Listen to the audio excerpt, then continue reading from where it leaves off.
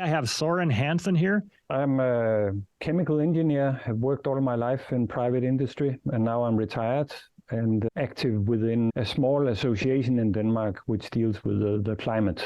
My specialty within the organization is the changeover to net zero and the green revolution and so on. So the title of my presentation is Renewable Energy, Why Wind and Solar Will Not Work. What we see here is a typical demand for power, could be anywhere in the world, where we see there is a variation over the 24 hours. We have megawatts out here, so it's somewhere between 5,000 and 7,500 megawatts. Actually, these figures are from an official Danish report where they simulate the future, so it's not something I've made up. But this is what it looks like. During the night, it is lower, and then during the day, it increases, and there's a peak around 5 o'clock in the afternoon when people come home and start preparing their food. So this is a demand. Now, the way it will be met in a traditional way is you have your power plants, could be nuclear, coal-fired, gas-fired. So you would have a base load, which are power plants that basically do not change very much. They're down here at the bottom in gray. Then you have some which are maybe a little more flexible. They could also provide some district heating. And finally, you have the power plants which supplies your peak load. And they have to follow the demand 100%. You cannot produce more power than needed. You cannot produce less. If you do, you get a blackout on your network immediately. So the art of producing electricity is that it has to match the consumption at any minute. If you switch on a small light bulb, then immediately the power plant, in theory, will have to turn up the power a little bit. Okay, so this is a picture. Now, here we have the output from wind and solar. And this is from the same government simulation. And you can see this is a red curve. You can see in the morning, it's very low, there's nothing. Then it picks up from 8 o'clock and onwards, it picks up. And around 10 o'clock, it matches exactly. So here at 10 o'clock, we have exactly what we want. We have the match between the consumption and the production. But the rest of the day, we don't. And this, of course, is not suitable in itself. You could say I picked a bad day, but no, every day looks like this. Here you have a 3-week period. The red curve is the production from wind and solar. The blue curve is the demand. And they never match. Yeah, once or twice a day, and that's it. So sometimes you have a huge surplus of power, and sometimes you have a deficit. And that has to be tackled somehow. And this is basically the same picture, but now it's for the whole year. Now, the point is that the amount of power generated in total from wind and solar in this example matches the total consumption over the year. But they don't match minute to minute or hour to hour or day to day. But the total figures for the two matches over the year. We have many problems. As you can see, sometimes we have more power, sometimes we have less power than is required. The real dangerous periods, if you wanted to have a clean solar and wind supply, are what the Germans call Dunkelflauten, which means the dark doldrums, which are periods with very little sunshine and very little wind. And this is from December last year. The demand is the brown area, and the production from wind is the blue, and then you have the small peaks from solar. Denmark and Germany and the other northern European countries are so far north that we don't really get any solar energy in the winter months. So here you can see the problem. You have a more than 3-week period where the production is very low and the demand is as the demand normally would be. You actually also have a red line at the top, and that's the installed capacity in Germany. They have 130,000 megawatts installed, and you can see for days, Friday the 9th, Sunday the 11th, they get less than 5,000 megawatts, which is 1 or 2% when it's worst. So this is a big problem, which means that whatever system you set up based on wind and solar, you need additional equipment which can handle a period like this one here. So what do we do? We are not allowed to use nuclear power, at least not in Denmark. Germany scrapped the last 3 nuclear power plants they had. You're not allowed to emit CO2. So then what are the solutions? I will go through some of them, not all of the solutions or remedies which are being proposed. But one of them, of course, is you have to have a more flexible demand. Instead of now production having to match the demand, it should be the other way around. The demand should match the production, whatever we get. Then we have the idea of regional cooperation. If only we cover a big area and they are connected with big electrical cables, then one area will be able to support the others when the wind is low and the sun is not shining. We have biomass. And finally, we have the whole issue of energy storage. So we'll go through these one by one. The first one is a flexible demand. Here I've taken the same 3-week period that we saw at the beginning, and I've taken the demand and added, respectively, subtracted 10%. You cannot reduce your demand by 50% or 60%. Far too much of the power consumption has to be met all the time. Hospitals, public transportation, trains, street lights, whatever. So basically, 10%, maybe up to 20% under certain circumstances. But that's it. And you can see that this change in the demand gets us nowhere closer to meeting the production. So demand flexibility will only be a very small help. Then we have the regional cooperation, and I made this very simple sketch of 5 fictive regions, A, B, C, D, and E. Each of them have an average demand of 20 gigawatts, and each of them generate what they need, 20 gigawatts. So this works out fine. And this is, incidentally, the way it was before we started with solar and wind. Basically, each country would supply, and in the US, it would be each state supplies their own energy. Now, if now this area C suddenly loses all production, then we have a deficit of 20 gigawatts, which means that the other 4 could chip in each an additional 5 gigawatts and cover the demand. That would require some cabling, but still maybe that will work out. And this is how people see the situation, for instance, in Europe and also in the US. We get back to that. They think that this is what we will do. Because if one area has no wind and no sun, then the others will be able to chip in and help. But now what happens if 4 out of the 5 regions have no power? Then poor A will have to supply for everybody, which first of all means that you need some very big cables. We are talking really expensive installations and maybe over long distances. And second of all, Region A will have to have a generating capacity 5 times the normal, which of course is a huge extra investment, which most of the time will not be used, but in a case like this, it will be needed. So here we see some of the difficulties. But is it really like that? Could we risk that a big area has no power? Well, this is from the US, December 2020. How much did the wind turbines generate in this month for all lower 48 states? And you can see that the maximum was reached on 23rd, around 80 gigawatts. And we had some minimums down around 15. So if we had set up our wind turbines so they could cover the whole demand, it's obvious that late December, it's maybe okay, they can cover the needs, but early December, they cannot. There will be a huge deficit. So what happens is that these periods of low wind will hit a very large geographical area. They will hit all of Northern Europe. They will hit most of Europe, actually. And as you can see here, they will also hit the States. So what do we do then? If all over there's too little wind, everybody can only generate 5 gigawatts and we need 20.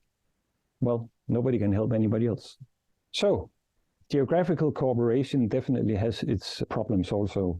It will be very expensive to invest in, and also it will not really solve the problem. Then we have the biomass. We saw this 3-week period in the beginning, the unbalance between the demand and the generation.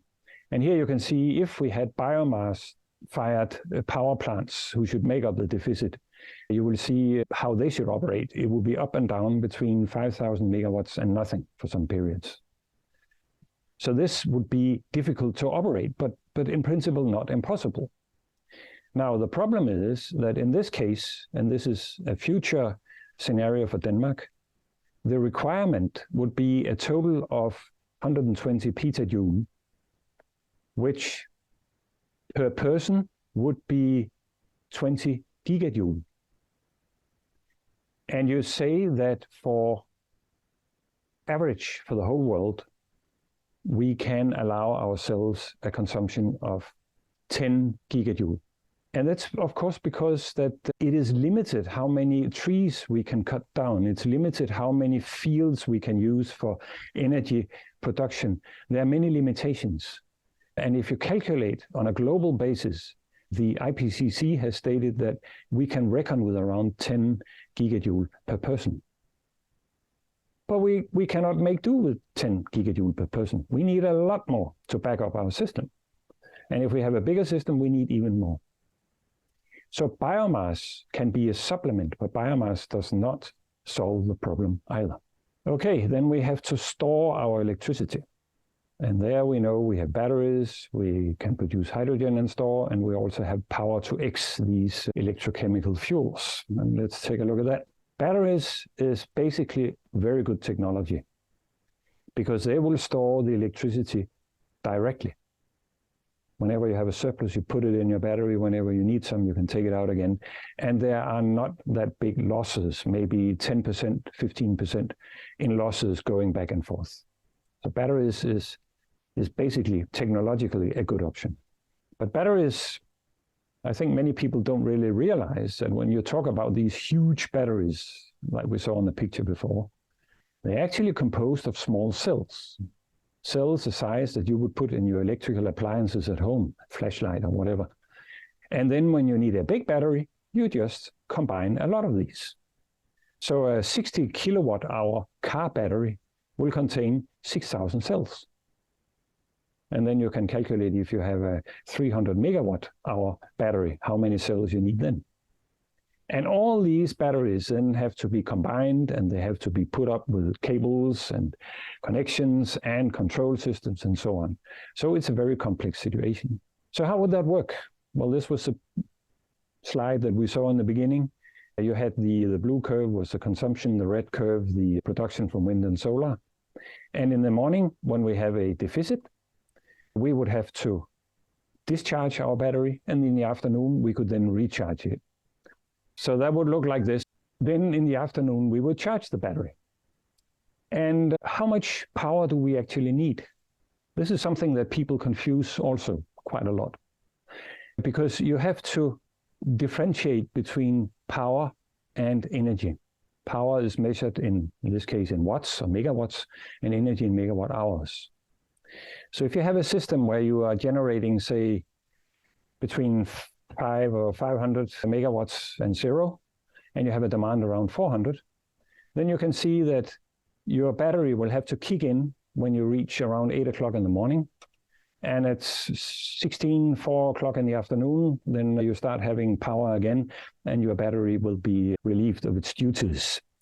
And then you can calculate how much do we actually need. We have 400 megawatts of deficit for 8 hours. And by multiplying these two figures, you get 400 times 8, which is 3,200 megawatt hours. So whenever you see that now this battery has been put up and it is so many megawatts, it doesn't really tell you anything. What you need to know is how many megawatt hours can it store. And here we have an example. This should be the largest battery, grid-scale battery in the world, Moss Landing in California. It has a capacity of 400 megawatts and power of 400 megawatts and energy capacity of 1,600 megawatt hours. And this looks huge. Come on, this is going to solve our problems, isn't it? However, the average power consumption in California is 30,000 megawatts, which means that the demand per hour is also 30,000 megawatt hours. which again means that Moss Landing can cover 1.3% of the power need and 3.2 minutes of consumption. It is getting us nowhere, even with this size here. Somebody sat down and made a comparison of the demand and the supply from wind and solar in some future situation in California over the whole year. You can see wind and solar producing less in wintertime, more in summertime, and less again in the end of the year. And the demand is more stable, but it has a peak in the summer months where you need a lot of air conditioning. So this is a picture. Now we'll say we'll put in a battery that will compensate us for the differences all the way through. And how would that look like? Well, here again, you can see when we had a deficit and when we had a surplus. So that's basically the two curves we saw before, one subtracted from the other. So in the first months of the year, then a surplus, again a deficit, and at the end of the year. That we can translate because we can add up hour by hour, we can add up. So how many megawatt hours did we need in that hour? And when we do that, we get a curve like the one in the bottom. And you can see since we started with the deficit, we need some starting capital on our battery, which is in this case 12,000 gigawatt hours. Then it will drop down to 0 in March. Then it will increase because now we have this long period of a surplus. And after that, gradually it will more or less stay up there, and then it'll get discharged towards the end of the year, and we end up at the same point where we started. And when you have a curve like this, you can actually tell how big should my battery be, because my battery should be able to cover. Now this line must never cross the 0, because then we don't have power. And the top of the curve will show us how much do we need. In this case here, it was 25,000 gigawatt hours for that year in California. Now you have to realize that 1 year is not the same as the next year. There is a considerable variation. So if you say, okay, I want to build my California battery, I could not just say, okay, we'll take 25,000 gigawatt hours. It would have to be bigger, maybe 30,000. So how much would that cost? Well, grid-scale projects cost in the period 2013 to 2018 around $1,500 per kilowatt hour. The latest contracts have, according to my information, been made at around $600 per kilowatt hour. Now we can pause here for a moment because everybody's telling us that batteries are getting cheaper and cheaper. Soon we will get below $100 per kilowatt hour. Yes, but that is only for the battery themselves. These costs here are included all the equipment that you need to connect the batteries, to control the whole installation, to make the cabling in and out, etc., etc. That's why you have considerably higher prices. And now the price of lithium is actually going up, so we should not be too optimistic regarding the price. So we can build our battery for California. We can be nice. We will not add anything extra. So we'll say it is the 25,000 gigawatt hours, which turns into 25 billion kilowatt hours. And the total investment then would be $15 trillion, which is 4 times the gross domestic product of California. And no matter how you scale it for a whole country, for a whole region or whatever, this is the price range we're looking at. We're looking at multiples of the gross domestic product. So batteries is a problem also. There are other storage systems based on molten salt and hot stones and so on, and all of them have the problem that the energy losses are very big. So on paper, they might be a bit cheaper than batteries, but in the end, they will not be. So we will leave those aside. But then we have hydrogen. We can use our power from windmills and from solar cells to produce hydrogen by a simple electrolysis, basically just water. We put in 2 electrodes, and then up along one electrode will bubble the hydrogen, and in the other one will the oxygen. It's a simple process. It's been known for many, many years. Hydrogen is an interesting material or interesting fuel. Here's a small comparison for a hydrogen-powered car, the Toyota Mirai. you will have a range of 600 kilometers for both. That would be 400 miles. That would require for the gasoline tank, well, the pressure would be 1 bar.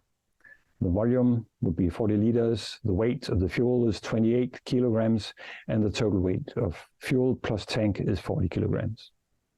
Now, hydrogen, in order to be able to store it reasonably, you need to increase the pressure tremendously. And basically what the Toyota car is doing is operating at a hydrogen pressure of 700 bars. You have to go deep down into the ocean to meet a pressure like that. Even at that pressure, the volume will still be 150 liters, almost 4 times that of the gas tank. And the weight of the fuels, you only have 5 kilos of hydrogen in there. But it has a lot of potency, of course. And the total weight of the whole installation is 87 kilograms, or around double the car. So hydrogen is not easy to handle. That's quite obvious from here. Another issue you have is the loss of energy. Because we mentioned before regarding the batteries, there's very little loss of energy. But if you use hydrogen, there is. The electrolysis will take away 20 to 30% of your power that you feed in from the mills and the solar cells. You have another 15 to 20% loss in the handling and storage of the hydrogen. Because just to compress hydrogen to 700 bars will cost up to maybe 10% of the power or the energy contents of the hydrogen. And finally, the handling and so on, and getting it into the car and the efficiency of the car, you're down to a total utilization of your original energy of around a third. So that's a big energy loss. And what does that mean? Well, it means that we need a lot more wind turbines and solar cells and everything in order to be able to feed our cars. If you have an electric car, the loss is only 10 to 20% all told. So that is basically a better idea if we're talking about cars. There is a safety issue with hydrogen. Leakages. It tends to leak out of anything you could imagine, even steel pipes and so on. And once you have it leaking, then there's an explosion risk. And this picture here on the right is actually a hydrogen explosion. It's very violent. You can store it under the pressure I mentioned before. You can also liquefy it and store it as a liquid, but that requires a temperature of minus 253 degrees centigrade, very close to the absolute zero. So that is also difficult. So we have handling problems with the hydrogen. So the logical next step would then be to combine it with something else and make what we call power to X. And we have many possibilities. We can combine it with CO2, and then we can produce gasoline, we can produce methanol, and we could produce methane gas if we want that. Now, the CO2 may be a little bit of a problem. We get back to that. But then you could also combine your hydrogen with nitrogen, which you can take out of the air, and then you can produce ammonia. So here we would have 4 fuels which are much more easy to handle than the hydrogen itself. And methanol you can store in a tank like gasoline and just pump it out like you do in a normal gas station. Power to X. Here I give an example of methanol production. And here you need your power from your wind turbines and solar cells. You will then produce hydrogen by electrolysis. And then separate, and this can be geographically separate also. You have your production of CO2. And the best thing is to extract it from a smokestack, from a power plant or industry or whatever, where you can take the flue gas, which has a high concentration of CO2, and then you can separate it out and you can transport it, say, by a tank car or pipeline to your reaction. Then you react the hydrogen with the CO2. You get a mixture of methanol and water. You need a distillation step, and then you have your methanol. And the energy loss is something like 50% compared to your original input from the wind and solar. You also need some heat for these processes here, and that of course has to come from somewhere. Now, if you have closed down most of your industry and you don't have that much biomass-filled power plants, then you can also extract the CO2 from thin air, which they have projects going on right now. And that is a very energy-consuming process and very expensive. But it is being discussed and openly considered that that could be a solution. So now we have our methanol. Here's a plant in Denmark. It's still proposed, but of course the politicians and everybody are extremely happy. They're planning to have 2 gigawatts of electrolysis. The average consumption of the plant will be 1.2 gigawatt. They want to have their own power supply by 3 gigawatt of wind and 1 gigawatt solar installed capacity. And they are dreaming about producing 1 million tons of fuel per year. This is the power supply they can expect from their wind and solar, their local windmills and solar cells. And as you can see, it looks like the pictures we saw before, up and down all the time. Here we take a small extract, 25 days, February, March. Producing methanol is chemical industry. Chemical industry needs very stable operating conditions. So basically, this plant should operate at this 1.2 megawatt on average, and that should be stable. Now, obviously, it is not stable because sometimes you have a lot more power available and in other times you have a lot less. So what do we do then? Well, turns out that they have their wind turbines and they have their solar cells, but they also expect to be hooked up to the national grid. And that could give some stabilizing influence. At least for the methanol synthesis, this is absolutely crucial. That would never work with a power supply that sort of is all over the place. The electrolysis may be, and that is really a problem that has to be solved. How do you make electrolysis on a ever-changing power supply? I haven't seen anybody do it yet, but that is a problem that has to be solved. Otherwise, we can forget about all power to X. So basically, they will then store the hydrogen, and then they will produce the methanol. But if we want to run based on this outside supplies, then you can see here how much the outside network should supply to this plant.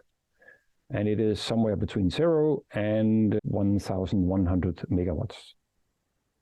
And that's quite a lot because this is just one small power to X plant. There are plans for 5, 10 more maybe just in Denmark. And if all of them were hooked up and all of them demanded power from outside like this, it would be a lot more than we are producing, a lot more than our consumption.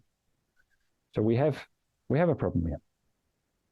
Okay, the solution could be if we realize this technology where the electrolysis follows the production more or less. It has to be stepwise because electrolysis, like all chemical industry, needs time to adjust and to stabilize. But something like this might just be possible, but we don't know yet. And you will still have some peaks of power that you don't really need for anything. They have to be handled somehow. So power to X is considered a key element in backup of wind and solar. And the reason is that we saw the problems with batteries, we saw the problem with hydrogen. So only the power to X, which you can store in tanks and then use to run power plants, backup power plants, would be a viable solution. And also, you need the power to X fuel for these purposes which cannot be electrified, like ships, like aircraft, like maybe heavy trucks and so on. So you need a lot of fuel in a net zero future. So the final issue that I want to mention here is the cost of the energy. We have a term known as LCOE, levelized cost of energy. And there we are being told now solar and wind are the cheapest of them all. So just the market forces will drive the whole development towards wind and solar because it's cheapest and the market will always go for the cheapest. And we will see graphics like this one shown here, where we have, this is the scale is euro per terawatt hours, again, euro per unit of energy. And you can see that the wind is low, the solar is even lower, gas power a little higher, but not too much. Coal power, a lot more expensive, and nuclear also. So what's not to like? Of course, you should drop nuclear and you should go for wind and solar. At least that is the attitude here in Denmark. But the LCOE is basically only a combination of the investment, fuel costs, and operation costs. Operation costs are whoever have to keep an eye on the stuff and do whatever maintenance is required. And of course, for wind and solar, once it's put up, there's no fuel cost, and the operation costs should be rather limited because they look after themselves. But of course, there is a substantial investment. But this is not the whole story. And this is what German energy economists Cow and Smith have been pointing out. They've written a very interesting book on this topic. They say this is only part of the story, because you also have the cost of a complete solution. We saw this geographical cooperation require transmission lines going from here and there, and also just to combine all the wind turbines. Maybe they're sitting out somewhere remote or in the sea or whatever in the ocean. You need all the transmission lines. You need backup, some kind of system, power to X, hydrogen, whatever, and maybe you need some storage also, smaller batteries. So that has somehow to be added to the costs of any solution. Then you have the indirect costs, which are environmental costs. Nothing has no costs in this case. Cost of decommissioning, once you have done with your wind turbine or your solar panel, you have to take them down and get rid of them in a nice way.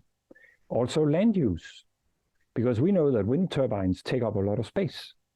If you make a wind turbine park of a certain size, it will take up maybe 100 times or more the space required by a nuclear power plant, having the same capacity. So all these things have to be added up somehow.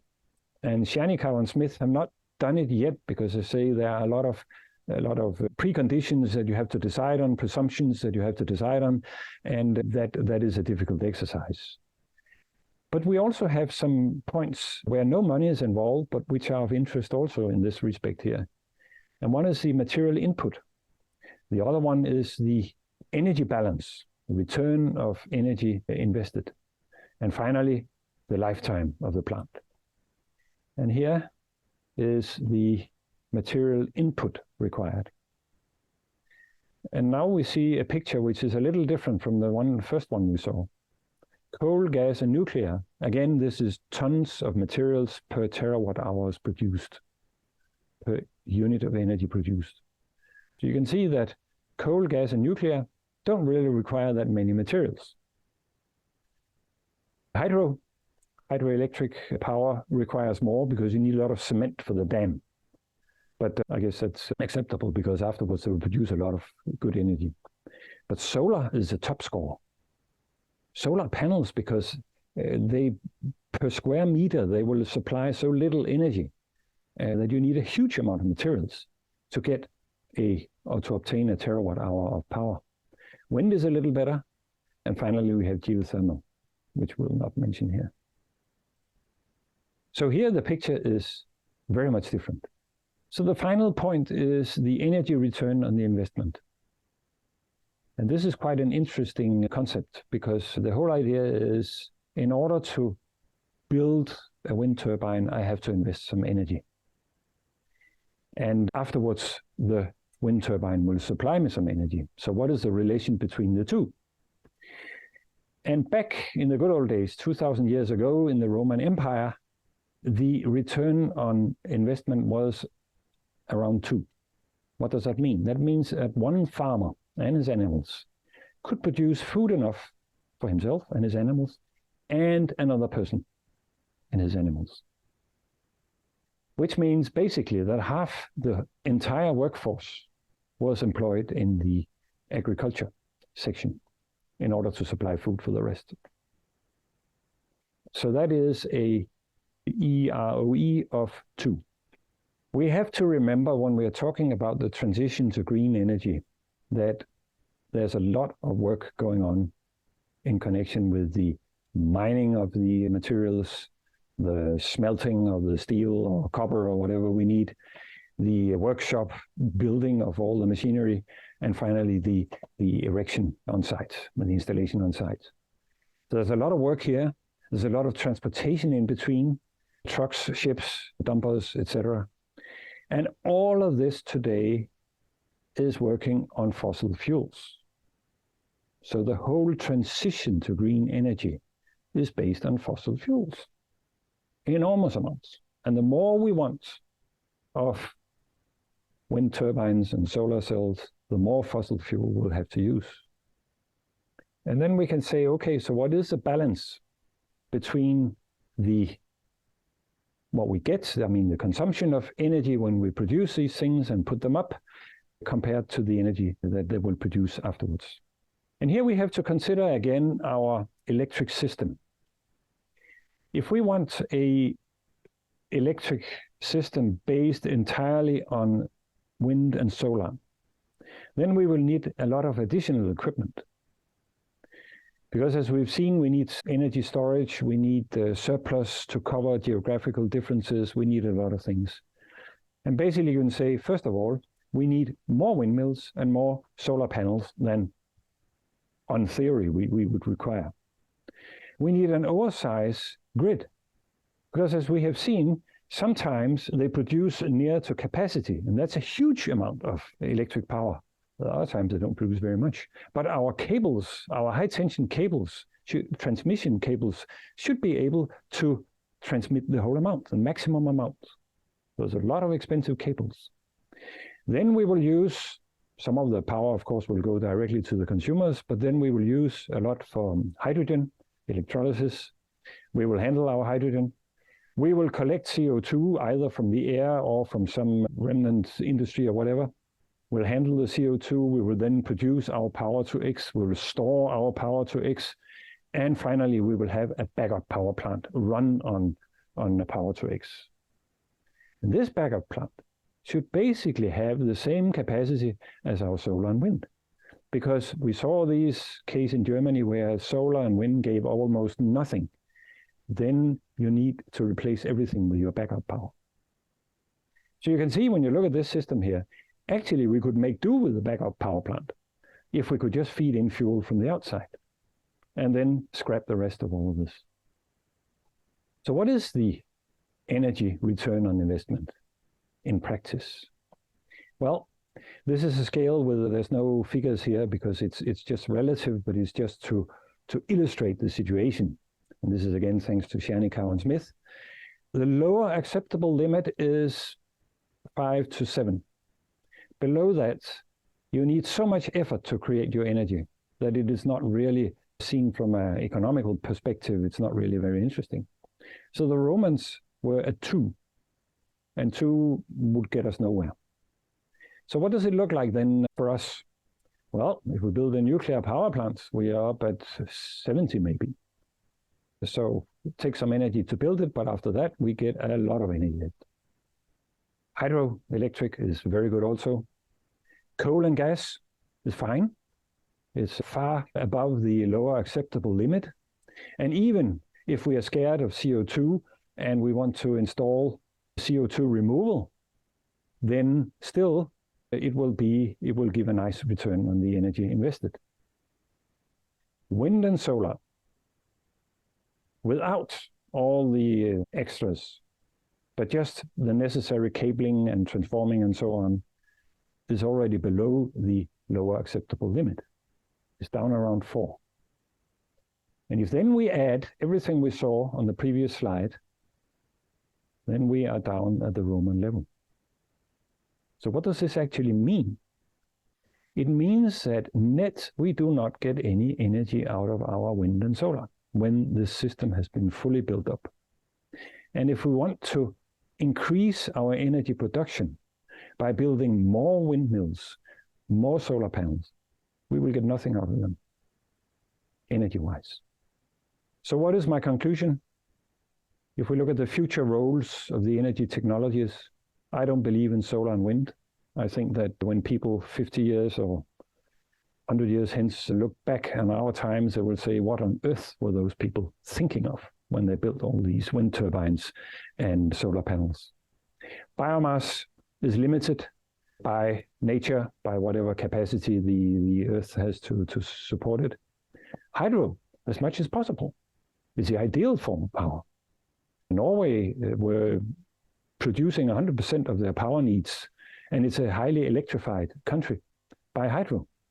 And the cost was something below 1 cent per kilowatt hour for many years. Now they've been integrated with the rest of Europe, and now it's going bad, but that's not the way it used to be. Fossil fuels we can continue to use.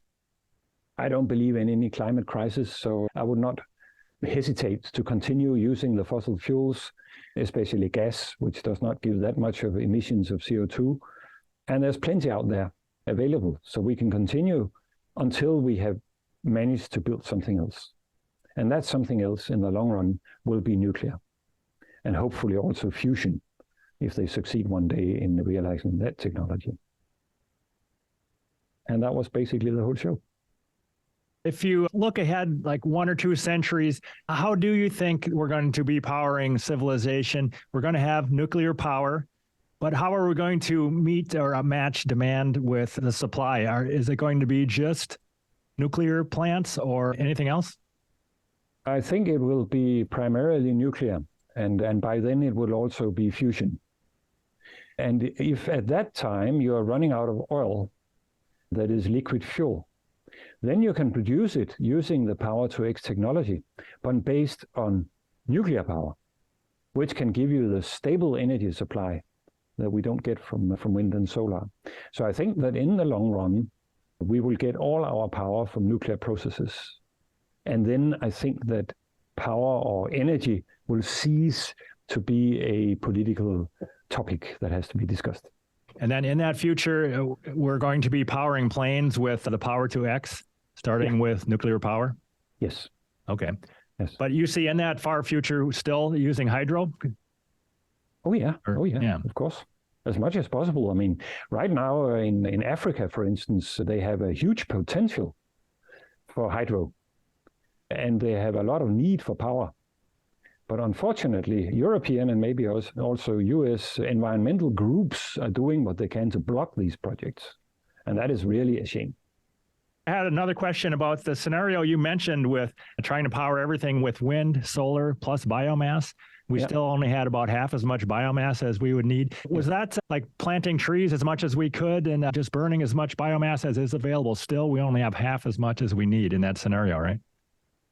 Yeah, I mean, as long as we have to provide food for all the people in the world, 8 billion and counting, then there will basically not be that much land available for energy production in the future, at least not in the near future.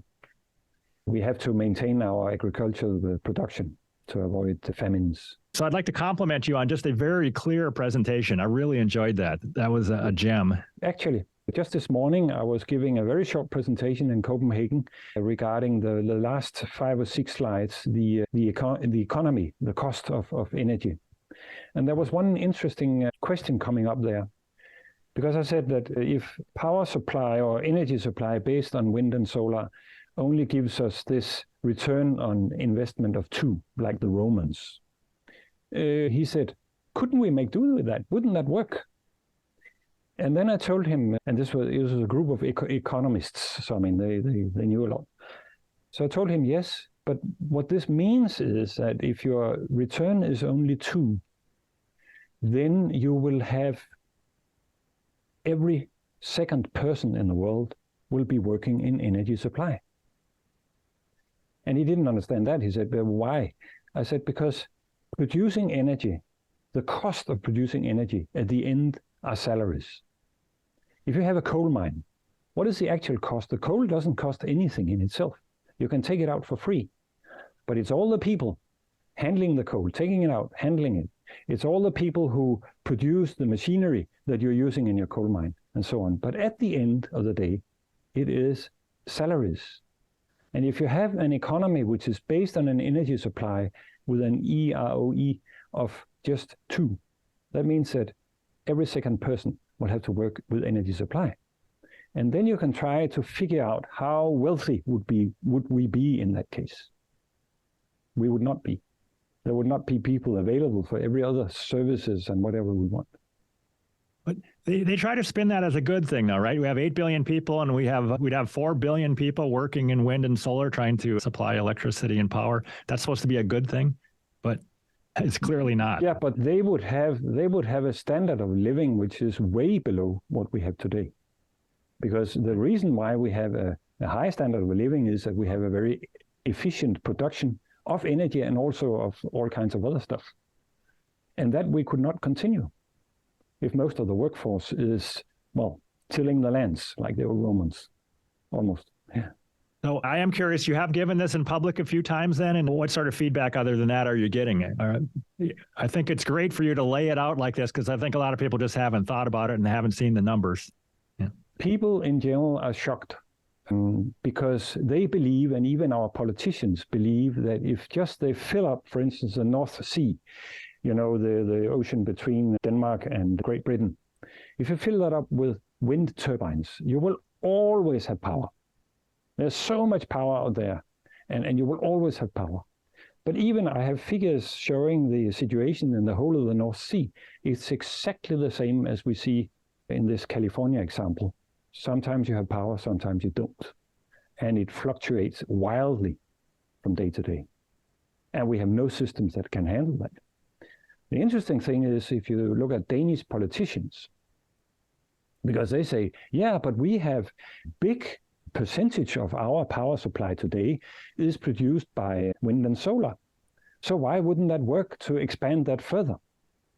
And I tell them, this is a question I've had also, I tell them, well, we are saved by Norway and Sweden. Norway have hydroelectric power, which does not depend on the wind and the sun. And Sweden has nuclear power. And they give us power every time our own systems fail. Sometimes we even get a little coal-fired power from Germany. But we cannot count on going on like that. And if we want to electrify the whole country and use electric cars and all the heating should be electric and so on, then we will need more power all the time. We will need more backup whenever solar and wind fails. And nobody can deliver that to us. These systems that I've sort of outlined here, there are people now calculating for the whole of Northern Europe. What would it look like? We have a climate council in Denmark that just issued a report where they try not just to look at Denmark isolated, but also Denmark plus imports and exports from abroad. And the conclusion was that it will not work.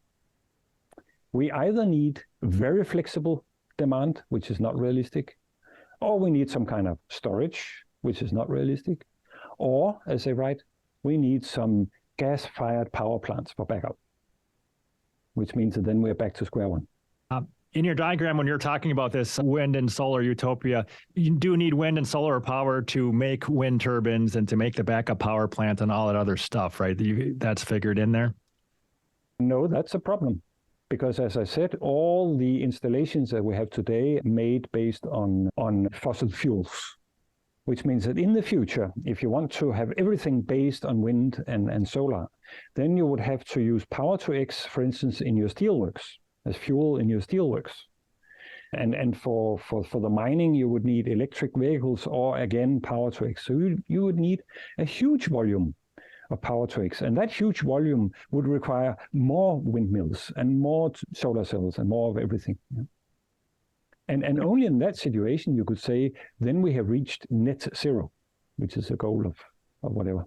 So maybe you know the answer to this question. Do you know of any modern factory, for example, in the entire world that's completely powered by off-grid wind and solar without being plugged into anything else? I don't, but no, I'm curious. No, never heard of it, no.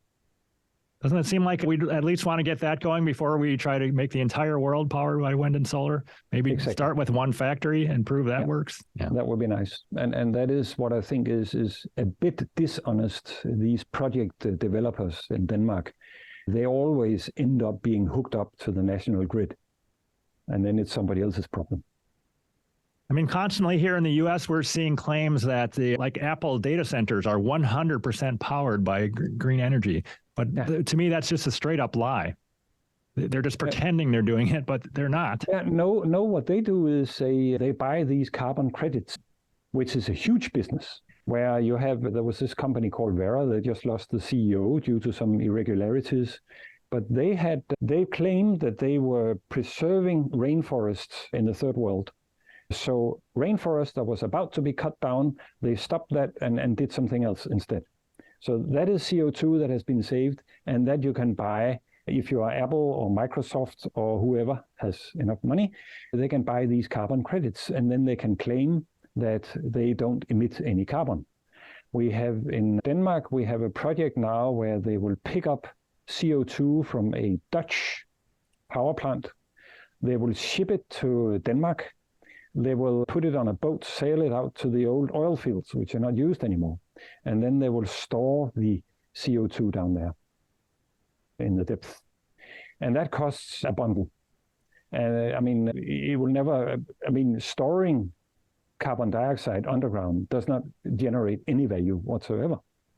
So how is this financed? Well, there are two sources. One is public grants, of course, but the other one is Microsoft, who buys these tons of CO2 having stored underground, and then they will offset whatever CO2 emissions Microsoft's activities will result in. It's huge business. I missed that. Are they actually doing that, or they're talking about doing that in the future? They are. It has been agreed, and I think that they are very close to shipping the first load out into the North Sea. Yeah. I wonder what's the total cost per ton of doing that by the time you figure out the cost of shipping it on the boat. And it's got to be. Well, we are talking in the range of, say, $300 to $500 US dollars per ton. Because you're probably aware there was the Chicago Climate Exchange that went bust maybe 15 years ago here in the U.S. And those offsets were going for $0.05 a ton back at that time, but now it's $300. Yeah, that's a cost. There are a lot of processes involved. You need heat for the actual separation process. Then you need to cool down and pressurize the CO2 so it's liquid, and then you can put it on the ship. And then again, you need to pump it underground, and you have all the monitoring and transport and whatnot. It's expensive. Thanks a ton for doing this. I really appreciate you taking the time. Well, thank you for letting me doing it. I appreciate that a lot. I like to get the message out.